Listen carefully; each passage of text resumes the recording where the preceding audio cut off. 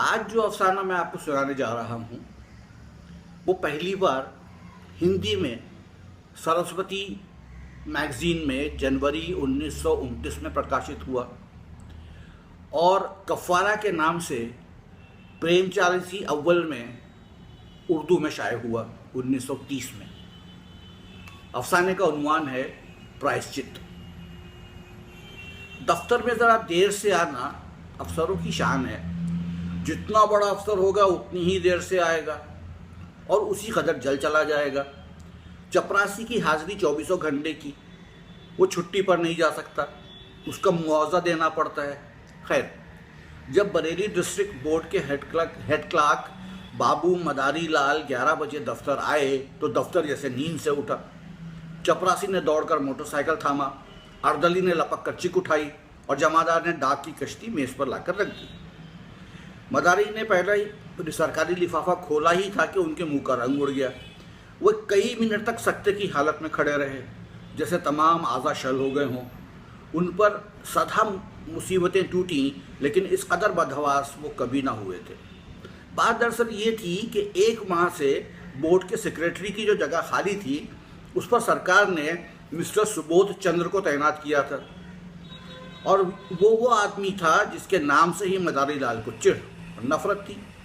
वही सुबोध चंद्र जो उनका हमजमात था और जिसे ज़िक पहुंचाने की वो कितनी ही मर्तबा नाकाम कोशिश कर चुके थे, वही आज उनका हाकिम होकर आ रहा था।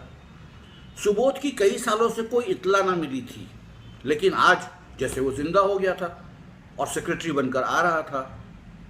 इस तौहीन से मर जाना कहीं अच्छा था।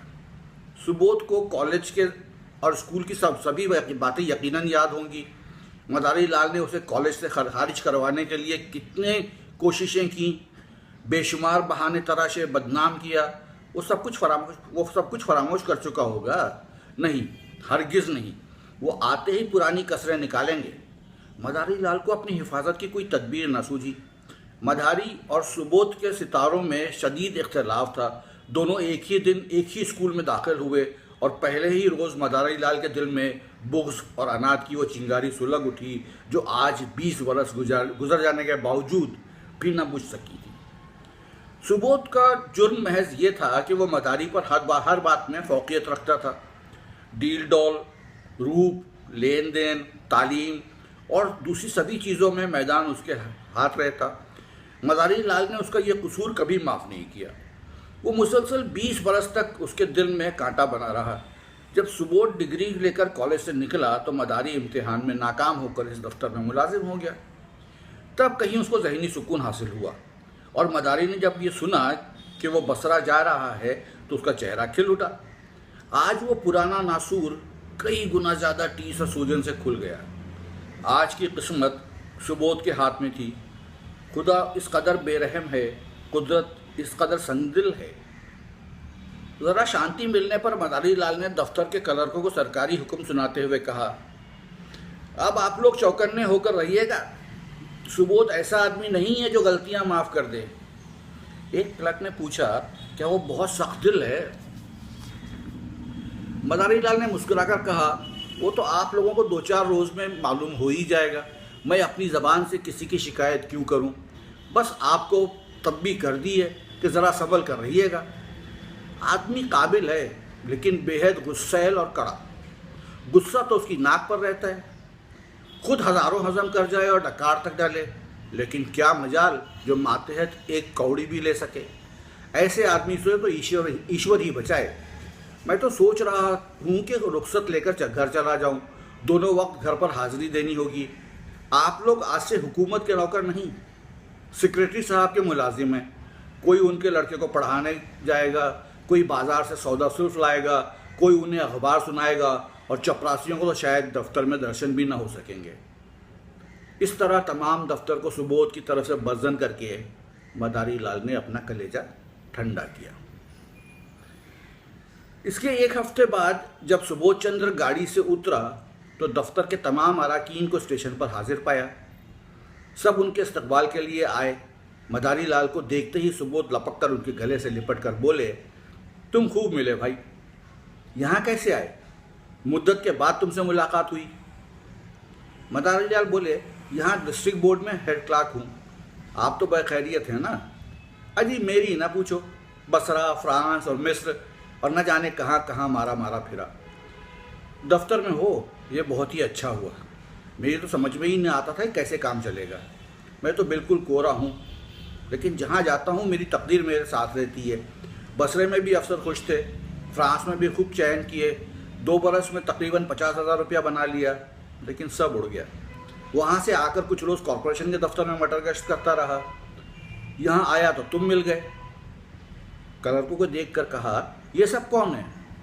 मदारी लाल के सीने पर छुरियों सी चल रही थी।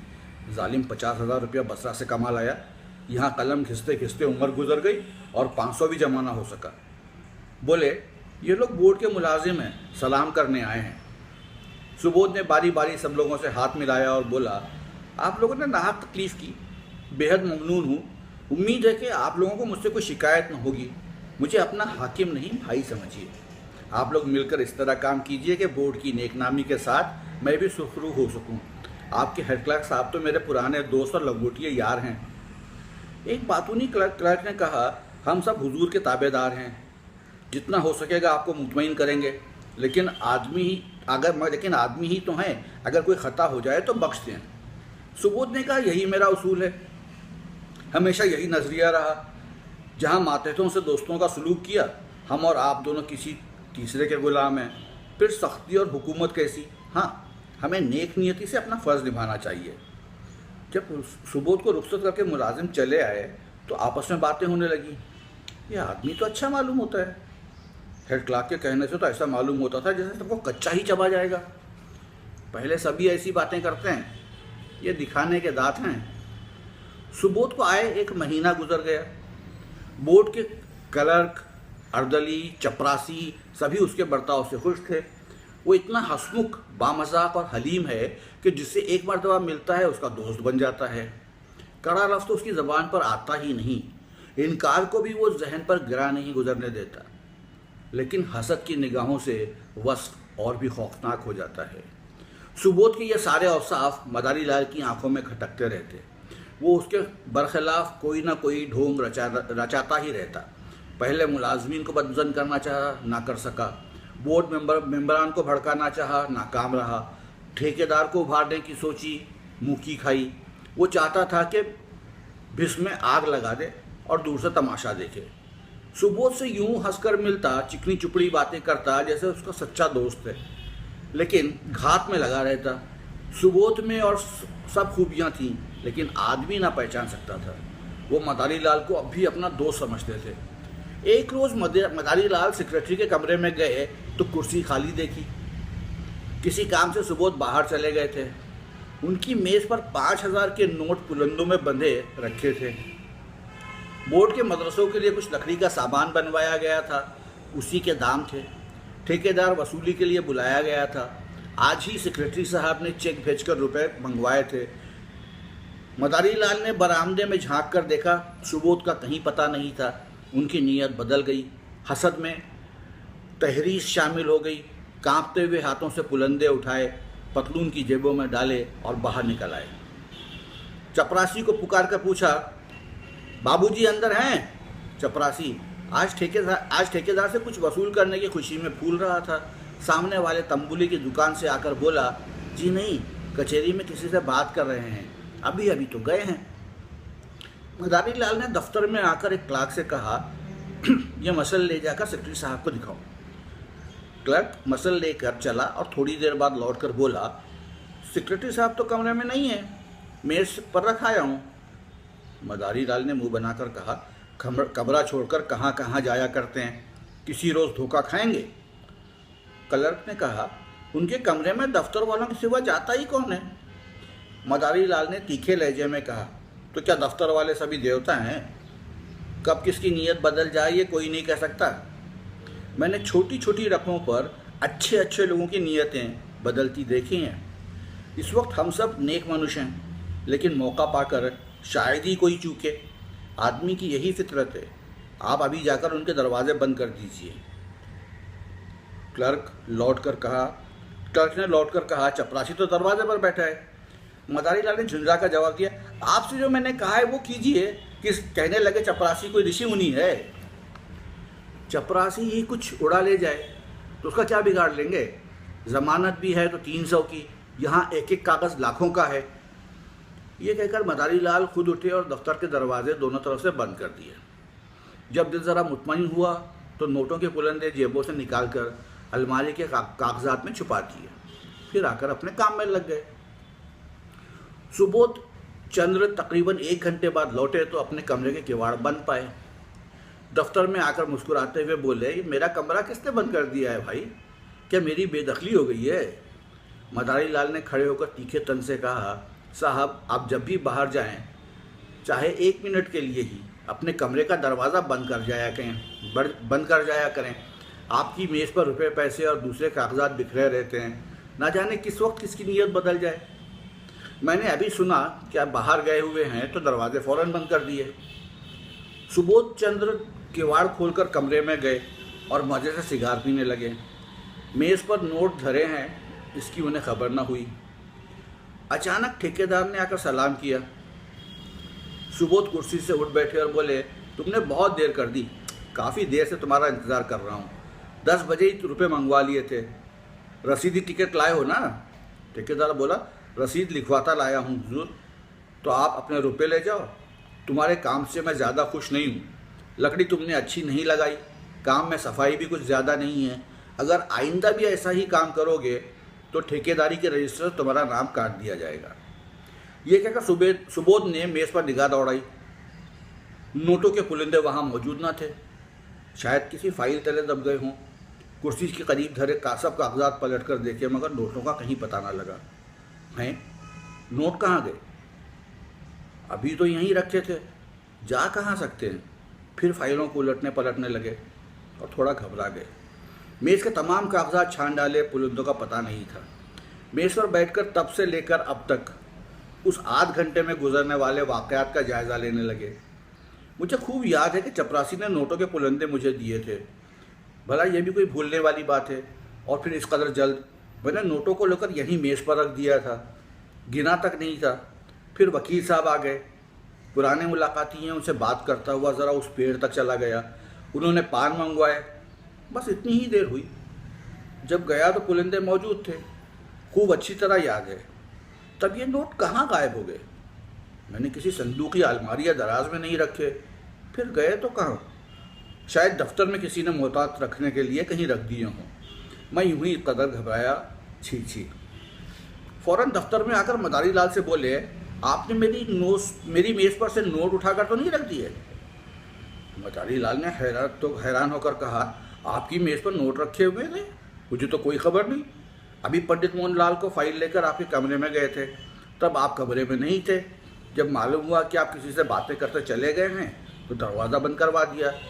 क्या कुछ नोट नहीं मिल रहे हैं? सुबोध आंखें फैलाकर बोले, अजी साहब पूरे 5000 अभी चेक तुड़वाया है। मदारी लाल ने सर पीट कर कहा, पूरे 5000 के? तो आपने मेज़ पर खूब देख लिया? अभी 15 मिनट से तलाश कर रहा हूँ। चपरासी से पूछ लिया कि कौन कौन आया था? आइए ज़रा आप लोग भी तलाश कीजिए, मेरे तो होश उड़े हुए हैं। सारा दफ्तर सेक्रेटरी साहब के कमरे की तलाशी देने लगा।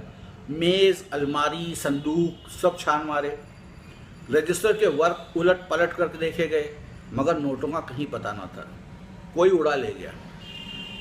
अब इसमें कोई शुबा ना रहा। सुबोध ने एक लंबी सांस ली और कुर्सी पर बैठ गए। चेहरे का रंग फक हो गया, ज़रा सा मुंह निकल आया।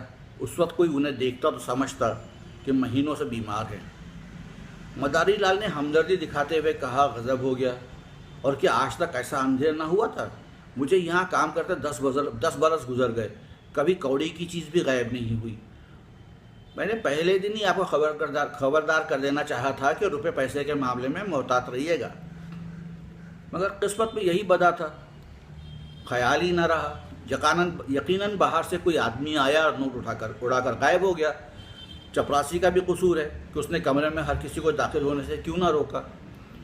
वो लाख कस्में खाए कि बाहर से कोई आदमी नहीं आया, लेकिन मैं उस पर एतबार नहीं कर सकता। यहाँ से महज मोहन लाल ही एक फ़ाइल लेकर गए थे, लेकिन दरवाजे में ही इसे झांक कर लौट आए। मोहनलाल ने सफाई दी, मैं तो अंदर कदम ही ना रखा। साहब अपने जवान बेटी की कसम खाकर कहता हूँ, अगर मैंने अंदर कदम भी रखा हो।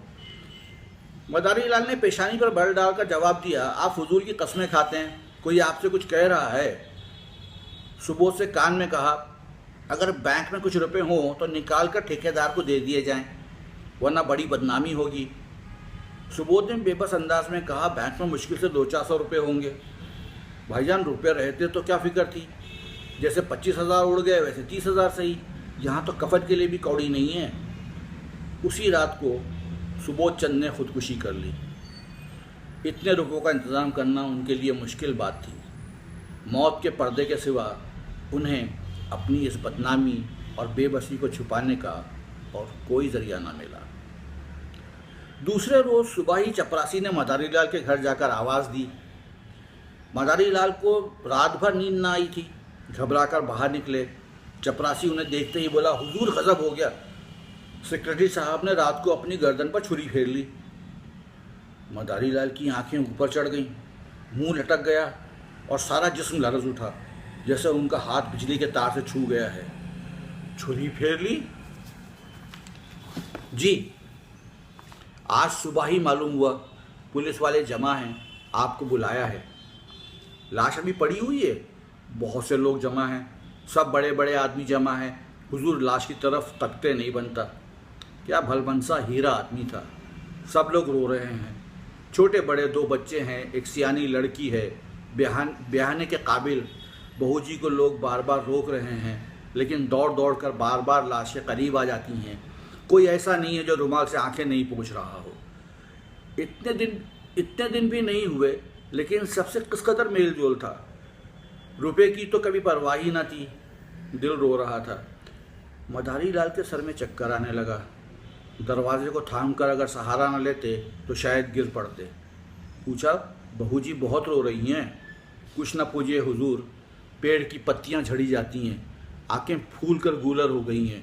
कितने लड़के बतलाए तुमने? हुजूर 1 लड़की है और 2 लड़के। हाँ, लड़कों को तो देख चुका हूँ, लड़की तो सियानी होगी। जी हाँ, ब्याहने के लायक है। रोते रोते बेचारी की आंखें सूज गई हैं।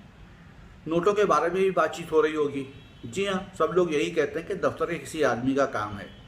दारोगा जी तो मोहनलाल को गिरफ्तार करना चाहते थे, लेकिन शायद आपसे सलाह लेना चाहते हैं। सेक्रेटरी साहब तो लिख गए हैं कि मेरा किसी पर शक नहीं है, नहीं तो अब तक तहलका मच जाता और सारा दफ्तर फंस जाता। क्या सेक्रेटरी साहब कोई ख़त लिख कर छोड़ गए हैं? हाँ, शायद छुरी चलाते वक्त याद आया कि दफ्तर के सारे लोग शक में फंस जाएंगे। बस कलेक्टर साहब के नाम खत लिख दिया। मदारी लाल की सांस तेज हो गई। आंखों से आंसुओं की 2 बड़ी बड़ी बूंदें गिर पड़ी। नंदू 8-10 साल साथ रहा, साथ उठते बैठते, एक साथ खाए, इकट्ठे खेलते, बस इस तरह रहते थे जैसे 2 सगे भाई हों। खत में मेरी क्या तारीख लिखी थी, तुम्हें क्या ये मालूम होगा? आप तो चल ही रहे हैं, देख लीजिएगा। कफन का इंतज़ाम हो गया? नहीं हुजूर, एक बार लाश की डॉक्टरी होगी, ज़रा आप जल्दी चलिए, ऐसा ना हो कि कोई दूसरा आदमी बुलाने आता हो। हमारे दफ्तर के सब लोग आ गए होंगे। जी हाँ, इस मोहल्ले के सभी थे।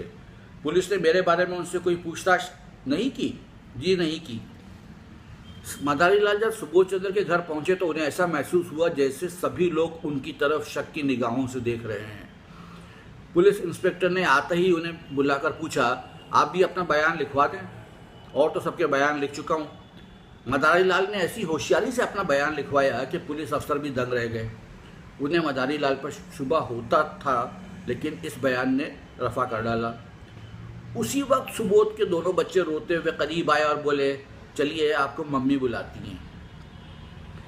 दोनों मदारी लाल से मानूस थे। मदारी लाल यहाँ तक तो रोज़ आते थे, लेकिन घर में कभी ना गए थे। सुबोध की बीवी उससे पर्दा करती थी। ये बुलावा सुनकर उसका दिल धड़क उठा कि कहीं उसका मुझ पर शुबा ना हो, कहीं सुबोध ने मेरी ज़ात पर कुछ शुबा ना जाहिर किया हो। कुछ झिझकते, कुछ डरते अंदर गए। तब बेवा का दिल दहला देने वाला नौहा सुनकर कलेजा लरज़ उठा। उन्हें देखते ही बेबस औरत के आंसुओं का सोता खुल गया और लड़की तो दौड़कर उनके कदमों से लिपट गई। दोनों लड़कों ने भी उन्हें घेर लिया। मदारी ने उन तीनों की आंखों में ऐसा गम, ऐसी बेबसी की झलक भरी हुई देखी कि वो उसे सह न सके। उनकी आत्मा उन्हें मलामत करने लगी। जिन बेचारों को उन पर इस कदर एतबार, इतना भरोसा, पूरा रूहानी ताल्लुक़ और मोहब्बत थी, उनकी गर्दन पर ही छुरी चलाई। उन्हीं के हाथों ये भरपूर कुनबा खाक में मिल गया। इन बेआसरा बच्चों का क्या हाल होगा? लड़की की शादी करनी है, कौन करेगा? बच्चों की परवरिश का खर्च कौन उठाएगा? मदारी लाल को इस कदर जहनी कोफ्त हुई कि वो तसल्ली का एक लफ्ज़ भी ना कह सके। उन्हें ऐसा मालूम हुआ जैसे उनके चेहरे पर स्याही मली हुई है, कद छोटा हो गया है। उन्होंने जिस वक्त नोट उड़ाए थे, उनके वहमो गुमान में न था कि उसका नतीजा ये होगा। वो महज सुबोध को ज़िच करना चाहते थे, उनका ये सब कुछ तबाह करने का इरादा न था। गम के बोझ तले दबी बेवा ने सिसकते हुए कहा, भैया जी, हम लोगों को वो मझधार में छोड़ गए हैं। अगर मुझे मालूम होता कि उनका इरादा इस किस्म का है तो मैं अपने पास जो कुछ था उनके कदमों पर रख देती। मुझसे तो यही कहते रहे कि कोई ना कोई हल हो ही जाएगा। आप ही की मार्फत को ये महाजन ठीक करना चाहते थे। आपके ऊपर उन्हें इस कदर भरोसा था कि कुछ कह नहीं सकती। मदारी लाल को ऐसा मालूम हुआ कि उनके सीने पे नश्तर चुभो रहा है कोई। उन्हें अपने गले में कोई चीज़ फंसी हुई मालूम हुई। रामेश्वरी ने फिर कहा, रात सोए तो खूब हंस रहे थे, रोज़ की मानिंद दूध पिया और बच्चों को प्यार किया, थोड़ी देर हारमोनियम बजाया और मुंह साफ करके सो रहे। कोई ऐसी बात ना थी जिससे ज़रा सा भी शुबा होता। मुझे देखकर बोले, तुम यूं ही परेशान हुई हो? बाबू मदारी लाल से पुरानी दोस्ती है, आखिर वो किस रोज़ काम आएगा? मेरे साथ के खेले हुए हैं, शहर भर में उनका रसूख है, रुपयों का इंतज़ाम बासानी हो जाएगा। फिर न जाने ये बात कब दिल में समा गई। मैं नसीबों जली, इतनी सोई कि हिली तक नहीं। क्या मालूम था कि वो अपनी जान पर खेल जाएंगे। मदारी लाल को दुनिया आंखों में घूमती नजर आई। उन्होंने बहुत ज़ब्त किया, लेकिन आंखों से आंसुओं के सैलाब न रोक सके। रामेश्वरी ने आंखें साफ करके कहा, भैया जी, जो कुछ होना था हो चुका, लेकिन आप उस बेरहम का पता ज़रूर लगाइएगा जिसने हमारा सब कुछ तबाह कर डाला। दफ्तर के ही किसी आदमी का काम है। आपसे सिर्फ यही दरख्वास्त है कि उस जालिम को बचकर जाने ना दीजिए। पुलिस वाले शायद कुछ रिश्वत लेकर छोड़ दें, आपको देखकर उनका हौसला न होगा। अब हमारे सर पे आपके सिवा और है कौन किससे अपना दुख कहें? लाश की ये दुर्गत होनी भी लिखी थी। मदारी लाल के दिल में एक मर्तबा ऐसा उबाल उठा कि सब कुछ कह डालें कि मैं ही वो बेरहम कातिल और कमीना हूँ। बेवा के कदमों पर गिर पड़ें और कहें कि वो छुरी उस कातिल की गर्दन पर भी चला दे, लेकिन ज़बान ना खुली। इसी में उनके सर में चक्कर सा आया और धम से ज़मीन पर गिर पड़े। तीसरे पहर लाश का इम्तिहान ख़त्म हुआ। अर्थी शमशान की तरफ चली। सारा दफ्तर, सभी हुक्काम और हज़ारों आदमी साथ थे। दाह संस्कार लड़कों को करना चाहिए, लेकिन लड़के नाबालिग थे, इसलिए बेवा चलने को तैयार हो रही थी। मदारी लाल ने कहा, बहू जी, संस्कार मुझे करने दो। तुम क्रिया पर बैठ जाओगी तो बच्चों को कौन संभालेगा? सुबोध मेरे भाई थे, ज़िंदगी में उनके साथ कुछ सुलूक ना कर सका, तो अब बाद में तो कुछ अदा करने का आखिर मेरा भी तो उन पर कुछ हक था। रामेश्वरी ने रो रो कर कहा, आपको भगवान ने बड़ा बड़ा दिल दिया है भैया जी, नहीं तो मरने पर कौन किसी को पूछता है। दफ्तर के और लोग जो आधी आधी रात तक उनके साथ रहते थे, झूठों बात पूछने भी ना आए कि ज़रा ढारस होता। मदारी लाल ने दाह संस्कार किया। 13 दिन तक क्रिया पर बैठे रहे। 13वें रोज़ पिंडदान हुआ। ब्राह्मणों ने भोजन किया, भिखारी को अन्नदान हुआ, दोस्तों को दावत दी, और ये सब कुछ मदारी लाल ने अपनी जेब से किया। रामेश्वरी ने बहुत कहा कि आपने जितना किया उतना ही काफ़ी है, अब मैं आपको और ज़्यादा ज़ेरे बार नहीं करूँगी। दोस्ती का हक इससे ज़्यादा और कोई क्या अदा करेगा। मगर उसने एक ना सुनी और सारे शहर में उसकी नेकी की धूम मच गई कि दोस्त हो तो ऐसा। 16वें दिन बेवा ने कहा, भैया जी, आपने हमारे साथ जो कुछ एहसान किए उनसे हम मरते दम तक सुबकदोश नहीं हो सकते। आपने हमारी पुश्त पर हाथ ना रखा होता तो अब तक ना जाने क्या हालत हो जाती, कहीं छुपने के लिए भी जगह ना मिलती। अब हमें घर जाने दीजिए, वहाँ देहात में खर्च भी कम होगा और कुछ खेती बाड़ी का सिलसिला भी करूँगी। किसी न किसी तरह मुसीबत के दिन भी कट जाएंगे। इसी तरह हम पर करम कीजिएगा। मदारी लाल ने पूछा, घर पर कितनी जायदाद है? जायदाद क्या होगी, एक कच्चा मकान है और 10-12 बीघा काश्तकारी होगी। पक्का मकान बनवाना शुरू किया था कि रुपयों की कमी पड़ गई, अभी अधूरा ही पड़ा हुआ है। 10-12 हज़ार खर्च हो गए और अभी छत पड़ने की नौबत ही नहीं आई। कुछ रुपए बैंक में भी हैं या बस खेती का ही सहारा है। सॉरी, और अभी छत पड़ने की नौबत नहीं आई। मदारी लाल ने पूछा, कुछ रुपए भी बैंक में हैं या बस खेती का ही सहारा है? तो उन खेतों से कदर पैदावार हो जाएगी कि तुम लोगों का गुजर भी हो जाए और लगान भी अदा किया जा सके। और कर ही क्या सकते हैं, किसी ना किसी तरह ज़िंदगी तो काटना ही है। बच्चे ना होते तो मैं जहर खा लेती। अभी बेटी का ब्याह भी करना है। उसके ब्याह की अब कोई फिक्र नहीं, किसानों में ऐसे बहुत से मिल जाएंगे जो कुछ लिए दिए बगैर ही ब्याह कर लेंगे। मदारी लाल ने कुछ सोचकर कहा, अगर मैं आपको कुछ सलाह दूं तो क्या मानेंगी आप? भैया जी, अगर आपकी सलाह ना मानूंगी तो और किसकी मानूंगी? मेरा और है ही कौन? तो आप घर जाने के बजाय मेरे घर जा रही है। जैसे मेरे बाल बच्चे रहेंगे वैसे ही तुम भी ईश्वर ने चाहा तो लड़की का ब्याह भी किसी अच्छे घर में हो जाएगा।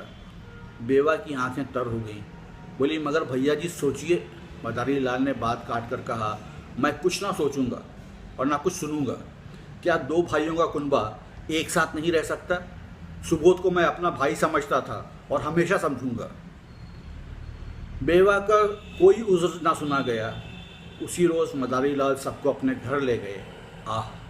आज 10 बरस से वो उनकी परवरिश कर रहे हैं। दोनों बच्चे कॉलेज में पढ़ते हैं और लड़की का किसी अच्छे घर में ब्याह हो गया। मदारी लाल और उनकी बीवी तन मन से रामेश्वरी की खिदमत करते हैं और उनके इशारों पर चलते हैं। मदारी लाल खिदमत से अपने गुनाहों का प्रायश्चित कर रहे हैं।